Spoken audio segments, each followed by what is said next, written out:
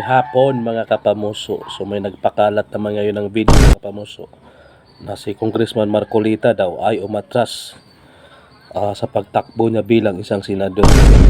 Para sa buong katotohanan yan mga kapamuso, panoorin natin ang kanyang video ngayon.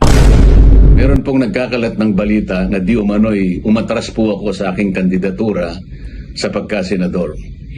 Isang malaking kasinungalingan po yan.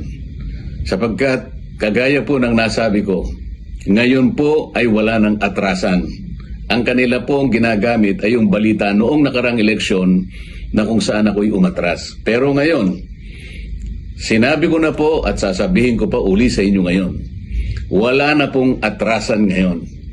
Yan pong nagpapakalat ng balita na yan, palagay ko, ay yung mga kasamahan ng aking mga kasama na nang-agaw sa akin ng hopya. Mga salbahe talaga yan. Huwag po kayong maniniwala sa kanila.